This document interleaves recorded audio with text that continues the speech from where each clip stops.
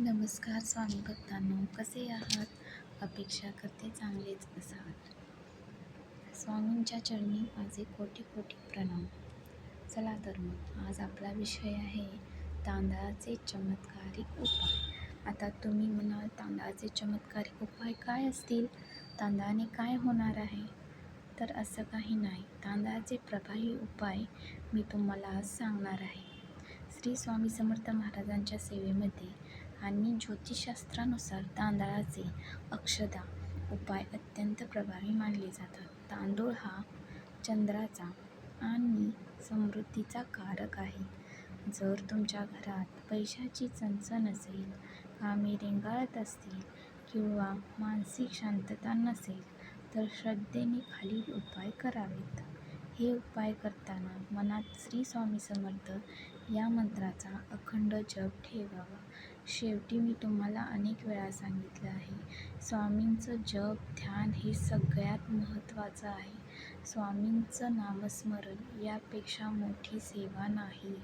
जर तुम्ही स्वामींचं नामस्मरण करत असाल तर तुम्हाला कधीही कुठेही कसलीही अडचण येणार नाही. तुमचं कार्य हे सिद्धीसच जाईल.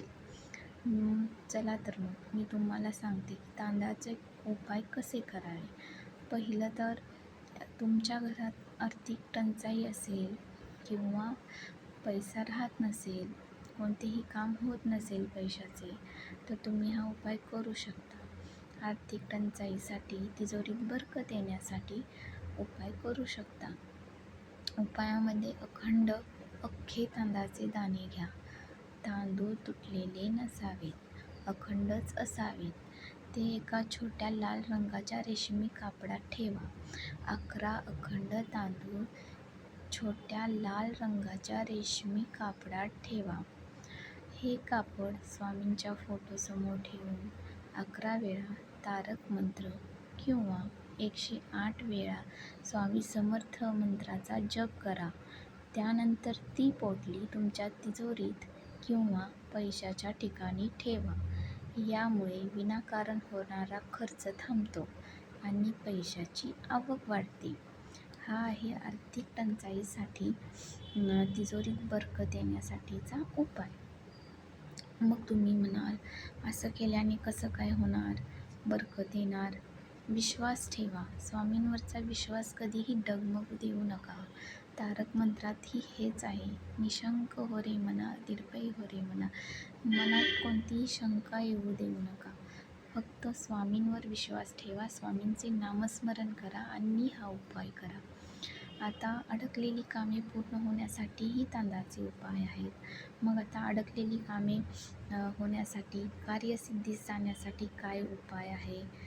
तर जर तुमचे एखादे महत्त्वाचे काम किंवा नोकरीचा प्रश्न असेल, जो खूप दिवसांपासून रेंगाळत असेल, तर 7 किंवा 9 तांदळाचे दाणे घ्या आणि ते दाणे मंगळवारी किंवा गुरुवारी घरातील मंदिरात स्वामींच्या चरणापाशी किंवा हनुमानजीच्या मूर्तीखाली हे दाणे श्रद्धेने ठेवा.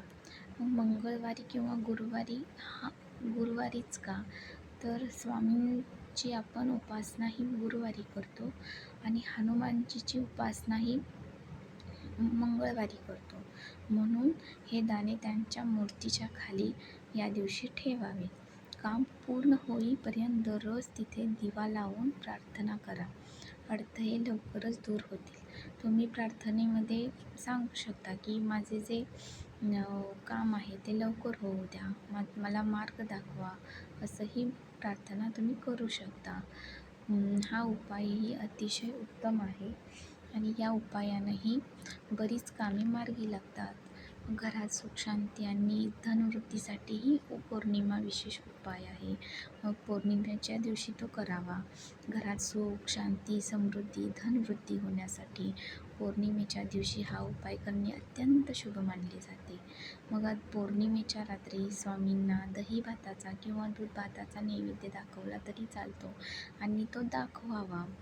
मग पौर्णिमेच्या दुसऱ्या दिवशी सकाळी हा भात घरातील छतावर किंवा घराबाहेर पक्ष्यांना खाण्यासाठी टाका.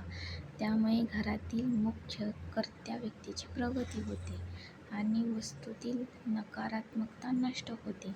निगेटिव्ह एनर्जी असते ती नष्ट होते. पौर्णिमेच्या दिवशी दही भाताचा नैवेद्य दाखवून दुसऱ्या दिवशी हा भात घराच्या छतावर किंवा पक्ष्यांनाच घालावा, इतर कोणालाही घालू नये. निगेटिव्हिटी नष्ट होते यामुळे आणि पॉझिटिव्हिटी आल्यानंतर घरात आपोआप सुखशांती येते, धनवृद्धी होते. मनातील भीती आणि ताणतणाव दूर करण्यासाठीही उपाय आहेत. मग आता मनातील भीती आणि ताणतणाव कसे दूर होतात या उपायामुळे? तर तांदूळ हा चंद्राशी संबंधित असल्यामुळे तो मनाला शांत करतो. तांदूळ हा चंद्राशी संबंधित आहे.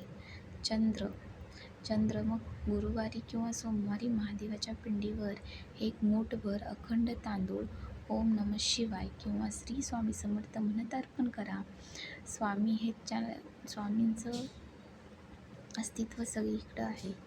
तुम्ही गुरुवारी किंवा सोमवारी महादेवाच्या पिंडीवर एक मूठभर अखंड तांदूळ ओम नमः शिवाय किंवा श्री स्वामी समर्थ म्हणत अर्पण करा. अर्पण केलेले तांदूळ स्वच्छ आणि पांढरे शुभ्र असावेत. हे सर्व केल्याने तुमच्या मनातील भीती किंवा ताणतणाव दूर होतो आणि प्रश्नही मार्गी लागतात. महत्त्वाची काळजी घ्यायची. अखंड तांदूळ वापरा. उपायासाठी वापरले जाणारे तांदूळ कधीही तुटलेले, कणी नसावेत. शास्त्रात तुटलेल्या तांदळाला अक्षता मानले जात नाहीत. नकारात्मक विचार टाळा. कोणतेही तोडगे करताना मनात पूर्ण श्रद्धा आणि स्वामींवर विश्वास ठेवावा, कारण स्वामी म्हणतात, भिवू नकोस, मी तुझ्या पाठीशी आहे. हे सर्व उपाय करून बघा आणि नंतर मला कमेंटही करा. तुम्हाला समजेल तांदळाचे चमत्कारिक उपाय का करावेत आणि कशासाठी करावेत. तुम्हाला या उपायाचा नक्कीच फायदा होईल आणि तुम्ही हे परत कराल. हे उपाय खूप छान आहेत. तुम्ही नक्की करून पाहावेत. अक्षता म्हणजेच तांदूळ हा उपाय खूप गुणकारी आहे. तुम्ही नक्की करावे आणि मला कमेंट करायला, शेअर करायला, लाईक करायला, सबस्क्राईब करायला विसरू नका. आता मी तुमचा निरोप घेते. नमस्कार. धन्यवाद.